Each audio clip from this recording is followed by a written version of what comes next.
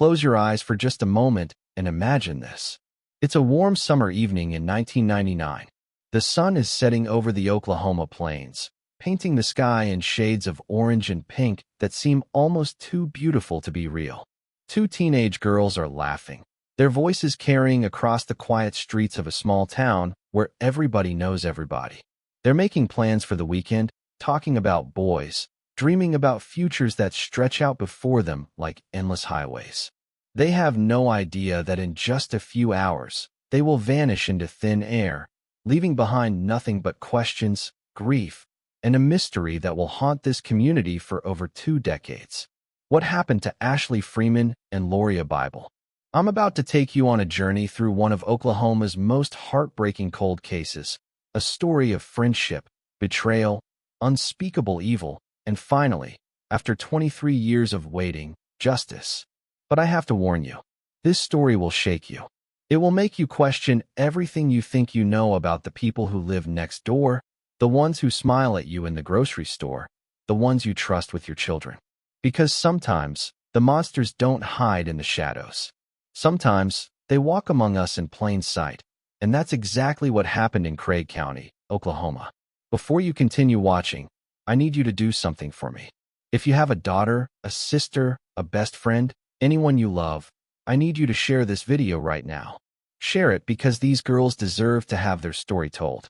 Share it because somewhere out there, someone is watching who might have information about a missing person in their own community. And if you haven't already, hit that subscribe button and turn on notifications because I promise you, by the end of this story, you'll understand why some cases simply cannot be forgotten. The families of these girls never gave up, and neither should we. Now let me take you back to where it all began. Welch, Oklahoma, was the kind of town that people describe as a place where nothing ever happens. With a population of barely 600 people, it was the sort of community where doors were left unlocked, where children played outside until the streetlights came on, where neighbors looked out for each other. Danny and Kathy Freeman had lived there for years, raising their daughter Ashley in the kind of small-town environment they believed would keep her safe. Ashley was 16 years old in December of 1999, a girl with long brown hair, an infectious smile, and dreams that extended far beyond the Oklahoma plains. She was a cheerleader, a good student, and beloved by everyone who knew her. But perhaps more importantly, she was Lorene Bible's best friend. Lauria was also 16, a girl with bright eyes and a quick wit who had formed an unbreakable bond with Ashley. Though they weren't biological sisters, the connection between them was so deep, so profound, that everyone in town treated them as if they shared blood. They finished each other's sentences. They shared secrets that no one else would ever know. They had matching friendship bracelets and plans to attend college together. Lorene and Bible, Lauria's parents, had essentially adopted Ashley as a second daughter, and the Freemans had done the same with Lauria. In every way that mattered, these two girls were sisters of the soul, connected by a love that transcended biology. On December 29, 1999, the world was preparing to celebrate a new millennium. Y2K fears were on everyone's mind. People were stocking up on supplies, worried about computer glitches that might send society back to the Dark Ages. But in Welch, Oklahoma, life continued as it always had. Ashley and Lauria had spent the evening together, as they so often did, at the Freeman family's mobile home. They were planning to ring in the new year together, to watch the ball drop on television, to make resolutions about the lives they would build in the year 2000 and beyond. That evening, Kathy Freeman had made dinner for everyone. Danny had been working on some projects around the property. It was an ordinary evening in an ordinary town, and no one could have predicted the horror that would unfold in the hours to come. What I'm about to describe is difficult to hear, but it's essential that you understand the magnitude of what happened. Sometime in the early morning hours of December 30th, while most of Welch slept peacefully in their beds, a fire erupted at the Freeman residence. The blaze was intense, consuming the mobile home with a fury that seemed almost deliberate. By the time the fire department arrived, there was little left to save. The structure had been reduced to smoldering ruins, and within that wreckage, investigators made a discovery that would send shockwaves through the community. They found 2 bodies. Danny and Kathy Freeman had perished in the flames, but the manner of their deaths revealed something far more sinister than an accidental fire. Both Danny and Kathy had been shot before the fire started. This wasn't an accident. This wasn't a tragic mishap. This was murder. But as investigators sifted through the ashes, searching for answers, they discovered something even more troubling. They found no trace of Ashley. They found no trace of Lauria. Two teenage girls who should have been in that house, who had been seen there just hours earlier, had simply vanished. Their bodies were not in the rubble. There were no remains, no clues, nothing to indicate where they had gone or what had happened to them. It was as if they had been swallowed by the night itself, leaving behind only the memory of their laughter and the haunting question that would consume this community for the next 2 decades. Where were Ashley and Lauria? Were they alive? Had they been taken? And if so, by whom? The sun rose on December 30th, 1999, illuminating a scene of devastation and despair. Word spread quickly through Welch, as word always does in small towns. By mid-morning, everyone knew that the Freemans were dead, murdered in their own home, and that their daughter and her best friend were missing. Lorene Bible received a phone call that no mother should ever have to receive. Her daughter was gone.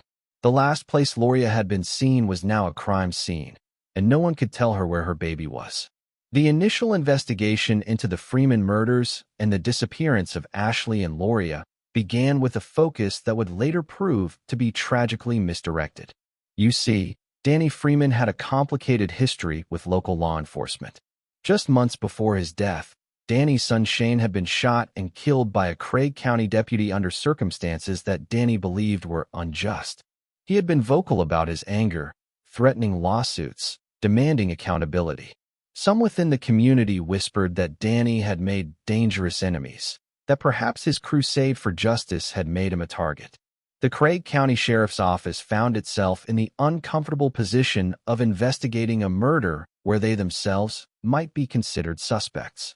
This conflict of interest cast a long shadow over the early stages of the investigation.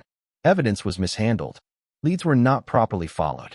The crime scene, which should have been meticulously preserved, was compromised in ways that would make later forensic analysis nearly impossible. Critical hours passed without the kind of coordinated response that a double murder and double kidnapping demanded. And all the while, somewhere in the darkness, Ashley and Lauria remained missing, their fate unknown to the families who desperately searched for answers. Lorene and Bible refused to accept that their daughter was simply gone. From the very first day, they began their own search, walking the fields around the Freeman property, distributing flyers, pleading for anyone with information to come forward. Lorene barely slept in those early weeks, her mind consumed by thoughts of Lauria, imagining every possible scenario, hoping against hope that her daughter was alive somewhere, waiting to be found. The not knowing was its own form of torture, a limbo of grief that offered no closure, no certainty, nothing to hold on to except the desperate belief that Lauria might still be out there. As days turned into weeks, and weeks turned into months, investigators struggled to develop any solid leads. The fire had destroyed much of the potential evidence at the Freeman home. Without the girls' bodies, without witnesses, without any clear indication of what had happened after the murders, the case seemed to hit one dead end after another. Tips came in sporadically, some credible, many not, but none led to the breakthrough that everyone was praying for. The year 2000 arrived without answers, without justice, without Ashley and Lauria. What made this case particularly agonizing was the knowledge that whoever had killed Danny and Kathy Freeman was almost certainly responsible for the girls' disappearance. This wasn't a random act of violence. This wasn't a stranger danger scenario. Someone had come to that house with a purpose, had executed 2 adults in cold blood, and had taken 2 teenage girls. The planning involved, the brutality of the crime, the complete absence of the girls from the scene, all of it pointed to a perpetrator who knew what they were doing, who had perhaps been watching the Freeman family, who understood their routines and vulnerabilities. Investigators developed theories, but nothing stuck. Some believed the murders were connected to Danny's conflict with local law enforcement. Others suspected drug activity in the area, suggesting the Freemans might have been caught up in something beyond their control. Still, others wondered if there was a personal connection, someone who had a grudge, someone who had been close enough to the family to know when to strike. But theories without evidence are just speculation, and speculation doesn't bring missing girls home. I want to pause here and ask you something directly because this is important. Think about the people in your life right now. Think about your neighbors, your coworkers, the parents you see at school pickup. Do you really know them? Do you know what they're capable of? One of the most disturbing aspects of this case is that the person responsible for this unspeakable horror was almost certainly someone in this community, someone who attended the same churches, shopped at the same stores, maybe even participated in the search for these missing girls. How does that make you feel? Drop a comment below and tell me, do you think you could recognize a monster if one lived next door to you? I want to know what you think because this question, this unsettling reality, is at the heart of what makes this case so terrifying. As the first anniversary of the disappearance approached, the Bible family organized a vigil for Lauria and Ashley. Candles were lit, prayers were said, and the community gathered to remember two girls who had been stolen from them. But beneath the surface of solidarity, frustration was building. Lorene Bible had become increasingly vocal about what she perceived as failures in the investigation. She demanded answers from law enforcement, pushed for more resources, and refused to let her daughter become just another statistic, just another cold case file gathering dust on a shelf. The Bibles hired private investigators, spent their savings on any lead that might bring them closer to the truth. They appeared on television programs, participated in documentaries, did everything in their power to keep Lauria and Ashley's names in the public consciousness. For Lorene, giving up was simply not an option. She had made a promise to her daughter, a silent vow that she would never stop searching, never stop fighting, never stop demanding justice. And for more than 2 decades, she kept that promise with a determination that inspired everyone who knew her. But hope, when it's not nourished by progress, begins to wither. As years passed without any significant developments, even the most optimistic supporters began to fear the worst. The girls had been missing for so long that the possibility of finding them alive seemed increasingly remote. Cold case detectives were assigned to the file, then reassigned. Witnesses moved away or forgot crucial details. The passage of time, which heals so many wounds, seemed only to deepen the mystery surrounding Ashley and Lauria. What sustained the Bible family through those dark years was an unshakable conviction that the truth would eventually emerge. Lorene often said that God had a plan, that justice would come in His time, that she just had to keep the faith. That faith was tested repeatedly by false leads, by cruel hoaxes, by the simple, grinding passage of time. But Lorene never wavered. She attended every meeting, followed every tip, knocked on every door. She became, in many ways, the living conscience of this case, a reminder to everyone that Ashley and Lauria had not been forgotten, would never be forgotten. By the mid-2000s, the Freeman Bible case had achieved a kind of tragic notoriety in Oklahoma. True crime enthusiasts across the country had become fascinated by the mystery, debating theories online, creating timelines and suspect lists, trying to solve from their keyboards what professional investigators had been unable to crack. The case was featured on America's Most Wanted, on 48 Hours, on countless local news programs. Each new piece of coverage brought a fresh wave of tips, most of them leading nowhere, but occasionally, just occasionally, someone would come forward with information that rekindled hope. In 2010, the Oklahoma State Bureau of Investigation took over primary responsibility for the case. This transfer of authority was significant because it removed the investigation from local control, from the shadow of conflict that had hung over the Craig County Sheriff's Office since the beginning. Fresh eyes examined the evidence. New forensic techniques were applied to materials that had been collected years earlier. And slowly, methodically, a different picture began to emerge, a picture that would eventually lead investigators to a truth more horrifying than anyone had imagined. The breakthrough, when it finally came, arrived from an unexpected source. In 2017, A woman came forward with information she had kept hidden for years. Her name was tied to one of the suspects that investigators had long considered but never been able to build a case against.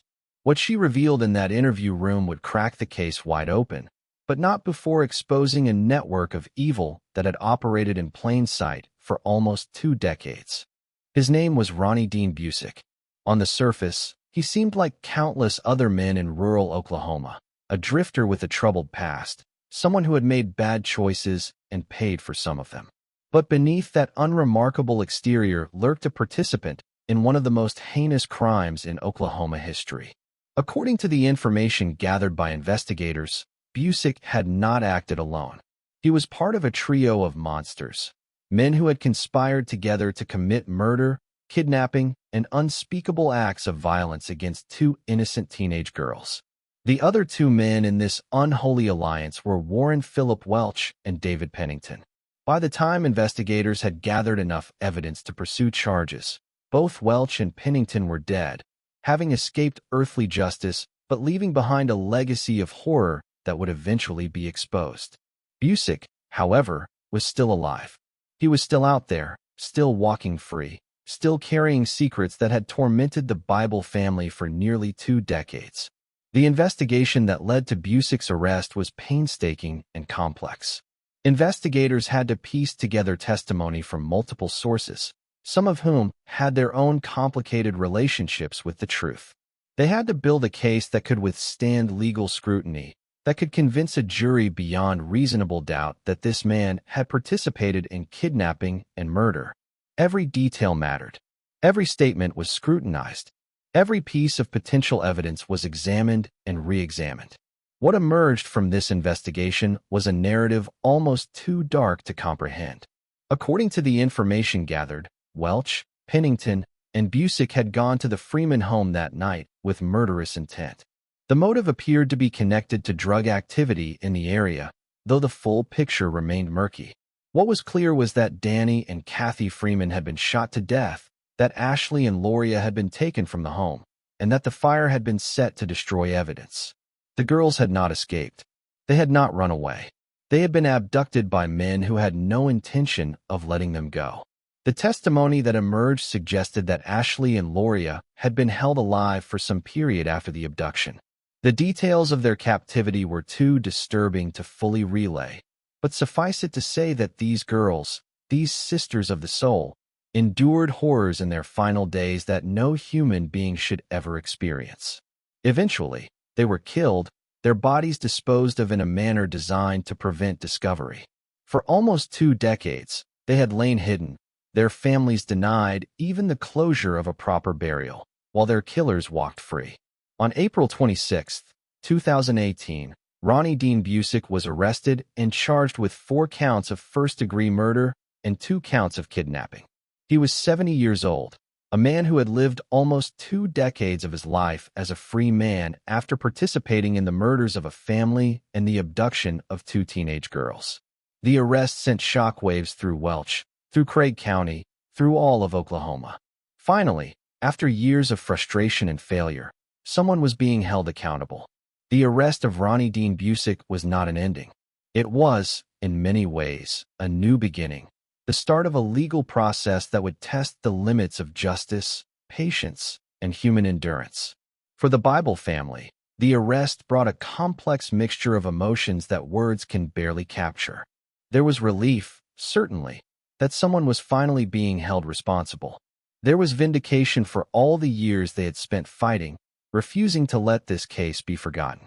But there was also profound grief, the confirmation of what they had feared but never fully accepted, that Lauria was truly gone, that she had suffered terribly, that she was never coming home. Lorene Bible faced the cameras after Busick's arrest with the same dignity and strength that had characterized her 2-decade fight for justice.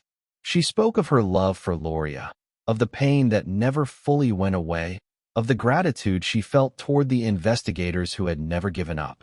But she also made clear that the arrest of one man was not enough.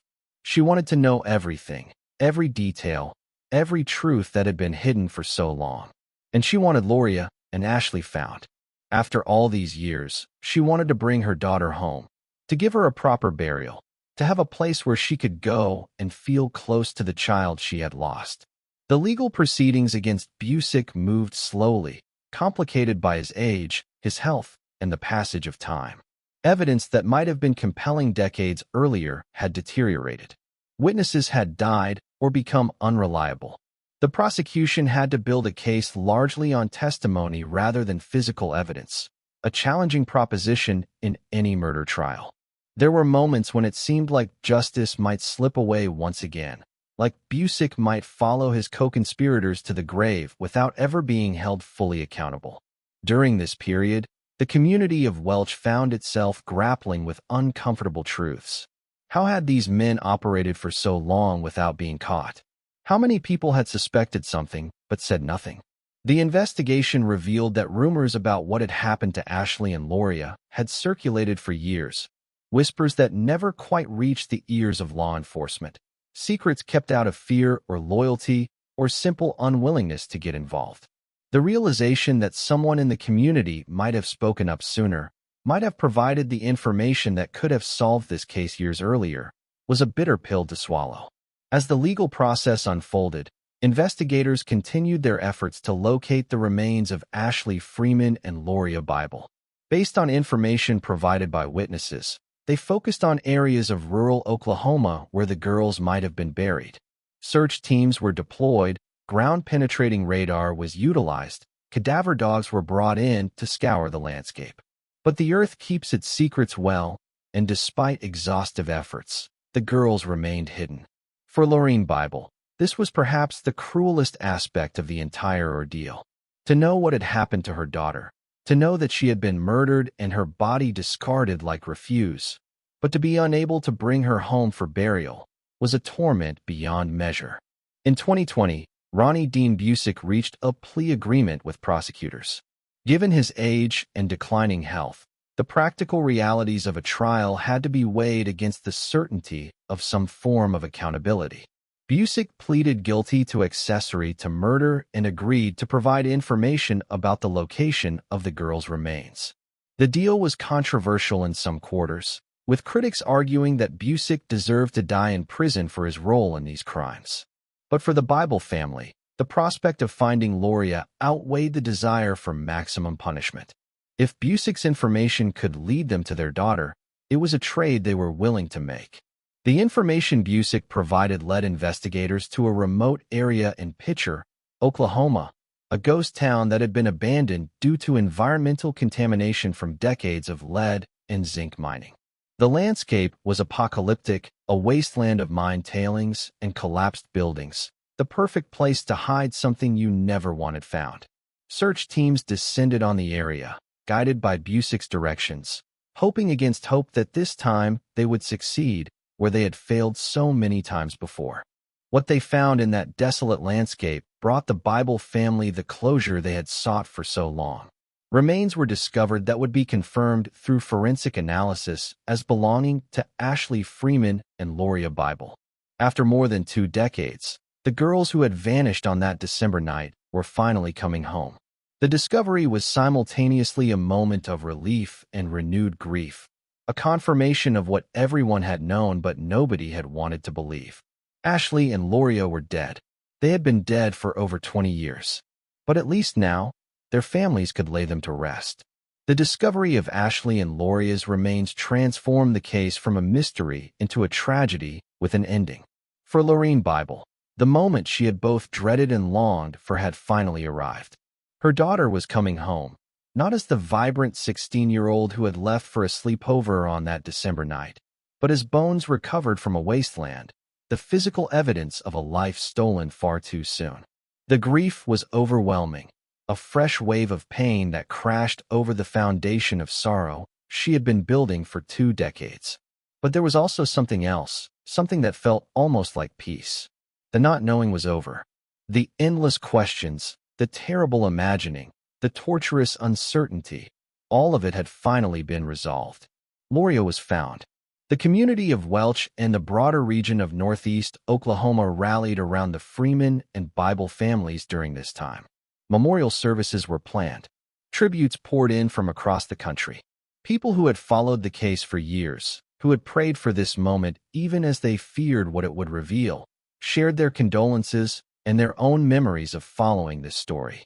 For a brief moment, the world paused to remember two teenage girls who had been taken far too soon, whose lives had been cut short by evil, but whose memory would endure. Lorene Bible stood before the cameras one more time, her face weathered by years of grief and struggle, but her eyes still burning with the same determination that had sustained her through the darkest times. She thanked the investigators who had never given up. She thanked the media for keeping her daughter's story alive. She thanked the community for their support and their prayers. And she delivered a message to other families of missing persons, a message of hope and perseverance. Keep fighting, she told them. Never give up. Never let them forget. Because even when it seems hopeless, even when years turn into decades, justice can still prevail. The truth can still emerge. And your loved one can still come home. The legal aftermath of the case continued to unfold even as the community mourned. Ronnie Dean Busick was sentenced to 10 years in prison as part of his plea agreement, a sentence that many considered far too lenient given the gravity of his crimes. But the deal had been structured to prioritize the recovery of the girls' remains, and by that measure, it had succeeded. Busick would likely spend his remaining years behind bars, a small measure of accountability for a lifetime of evil. His co-conspirators, Welch and Pennington, had escaped earthly justice, but their names would forever be associated with one of the most notorious crimes in Oklahoma history. The case prompted broader discussions about systemic failures in the initial investigation. How had this case gone unsolved for so long? How had 3 men participated in kidnapping and murder without being brought to justice for nearly 2 decades? Critics pointed to the conflict of interest that had tainted the early investigation, to the mishandling of evidence, to the lack of resources devoted to solving the case. Others noted the code of silence that had prevailed in parts of the community, the reluctance of witnesses to come forward, the fear that kept people quiet even when they suspected the truth. These discussions led to calls for reform, for better protocols in cases involving potential conflicts of interest, for greater resources devoted to cold cases, for community education about the importance of speaking up when crimes occur. Whether these calls would lead to meaningful change remained to be seen, but at least the conversation was happening. The deaths of Ashley and Lauria, the suffering of their families, had brought attention to systemic problems that might otherwise have remained hidden. For the Freeman family, the resolution of the case brought its own form of complicated closure. Ashley's extended family had lost not only her, but also Danny and Kathy, 3 members of their family wiped out in a single night of violence. The confirmation that Ashley had suffered before her death, that she had been held captive by monsters, added a layer of horror to an already unbearable tragedy.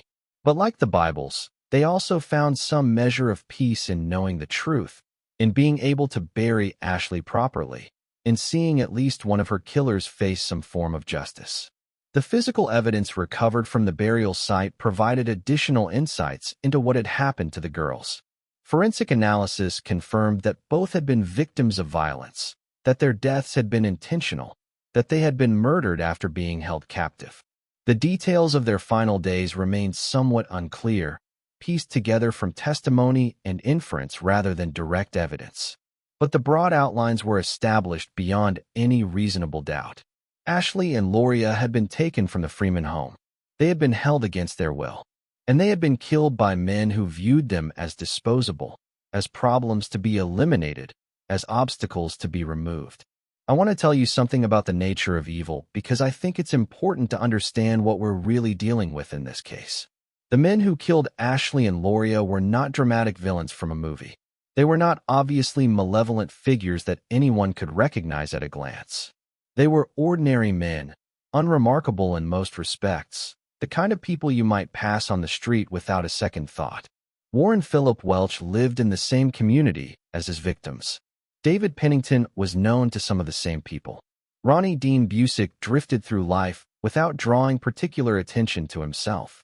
Yet these 3 men conspired together to commit acts of such cruelty, such callousness, that the mind struggles to comprehend them.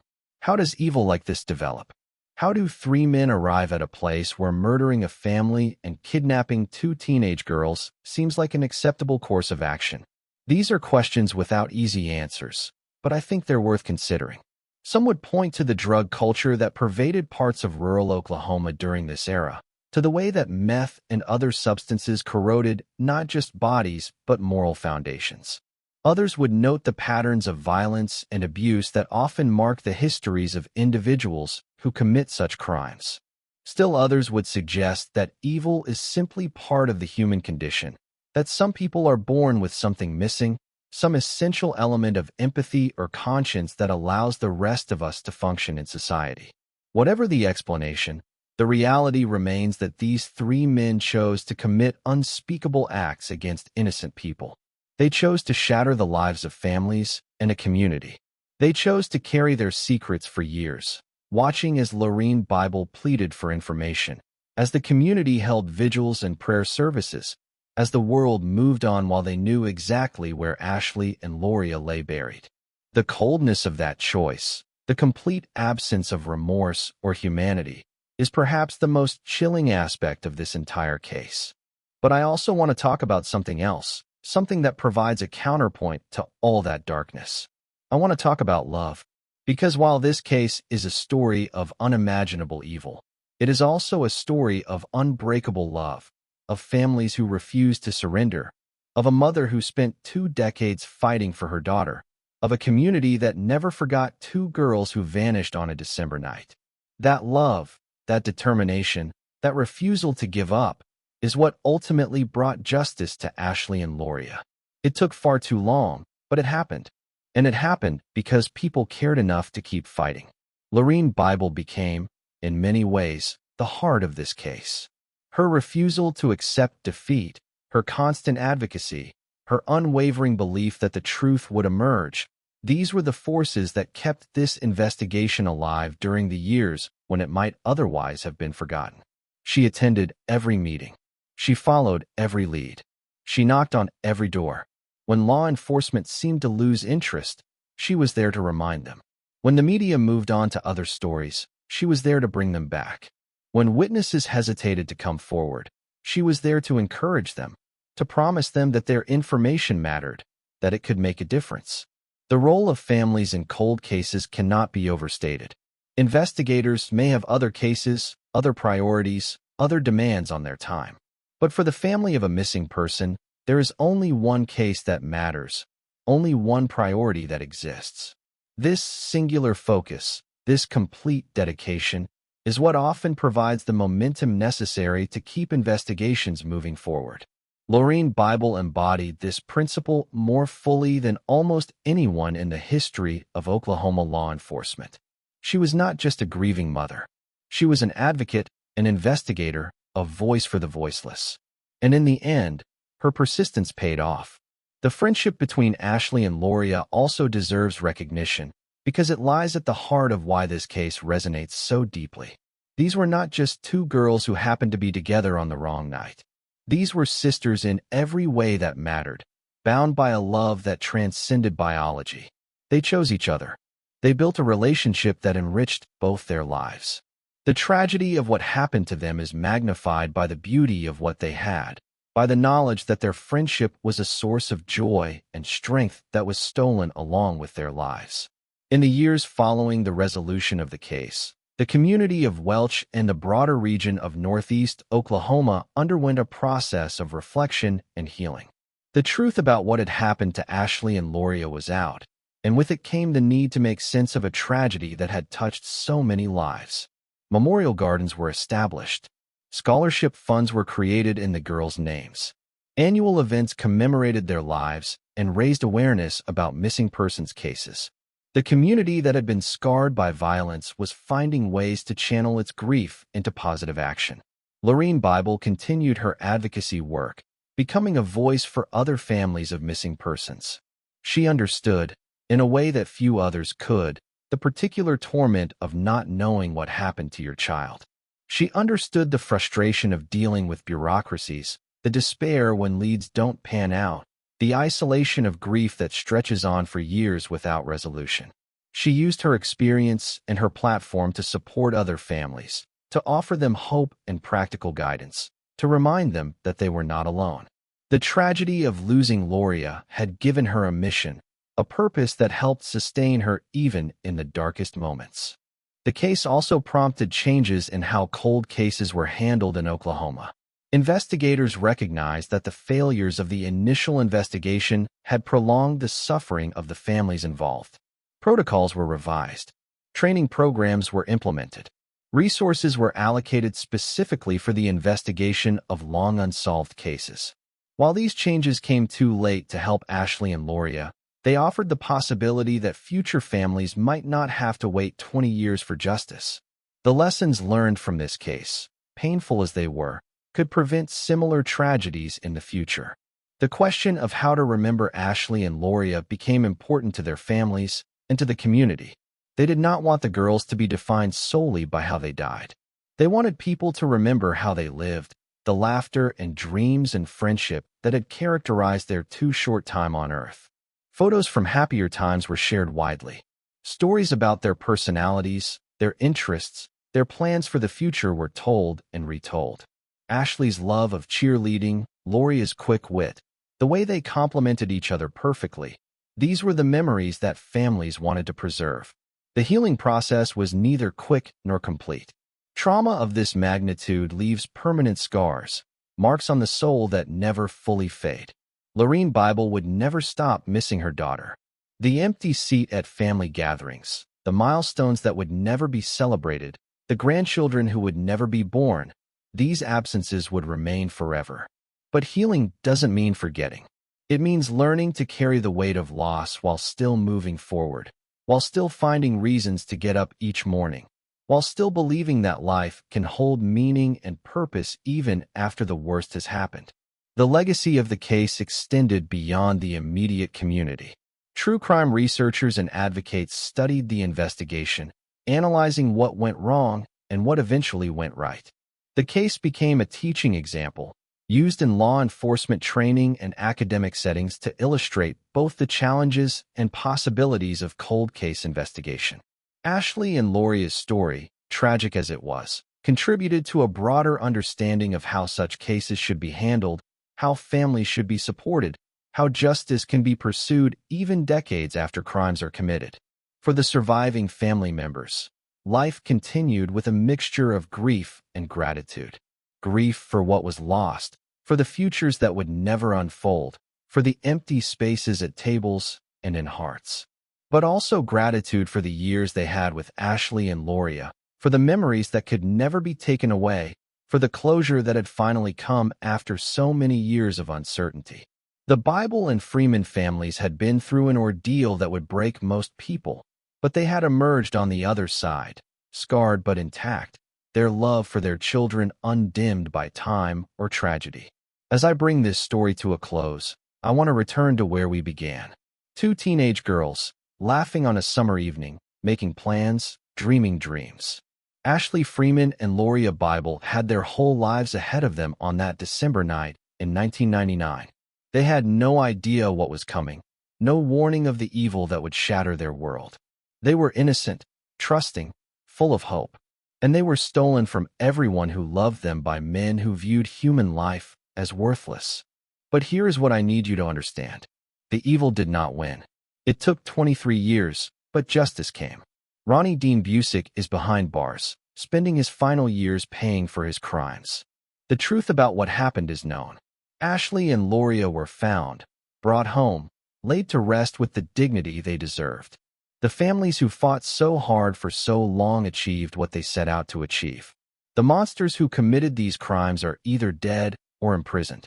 And the memory of two beautiful girls lives on, not just in the hearts of their families, but in the countless people who followed this case, who prayed for this outcome, who refused to forget. Lorene Bible kept her promise. She told Lauria she would never stop looking, never stop fighting, never stop demanding answers. And she didn't. Through years of frustration and failure, through times when hope seemed foolish and persistence seemed pointless, she kept going. That determination, that mother's love that refused to surrender, is ultimately what brought this case to resolution. Investigators did the technical work, but Lorene provided the moral force that kept everyone focused on what really mattered, finding the truth and bringing her daughter home. The victory in this case is not just about convictions and prison sentences. It's about the triumph of love over evil, of persistence over despair, of truth over deception.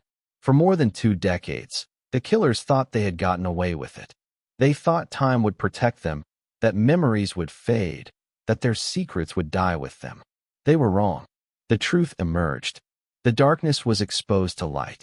And the families of Ashley and Lauria finally received the answers they had fought so hard to obtain. This case should give hope to every family still searching for a missing loved one. It should remind us that cold cases can be solved, that justice delayed is not always justice denied, that the passage of time does not erase the truth. It should inspire us to speak up when we have information, to support families in their search for answers, to never write off a case as hopeless. Somewhere, right now, a family is going through what the Bibles and Freemans went through. And somewhere, there is someone who has information that could help them. Let this case be a reminder that speaking up matters, that every piece of information could be the one that breaks the case. Ashley Freeman and Lorene Bible were sisters of the soul, connected by a love that death itself could not break. They faced the worst moments of their lives together, drawing strength from their bond even in the darkest circumstances. That friendship, that love, is what I choose to remember when I think of these 2 girls. Not the manner of their death, but the beauty of their life. Not the evil of their killers, but the goodness of their hearts. They deserved so much better than what they got, but they were not forgotten. They were loved. They were searched for. And in the end, they were brought home. So as we close this chapter, I ask you to carry Ashley and Lauria in your heart. Remember their names. Share their story. And if you know something about a missing person, anything at all, have the courage to speak up. Because somewhere, there is a mother like Lorene Bible, waiting for answers that you might be able to provide. Somewhere, there is a family like the Freemans, destroyed by violence, crying out for justice. And somewhere, there are 2 girls who deserve to come home. Justice was served. Love prevailed. And 2 sisters of the soul finally rest in peace.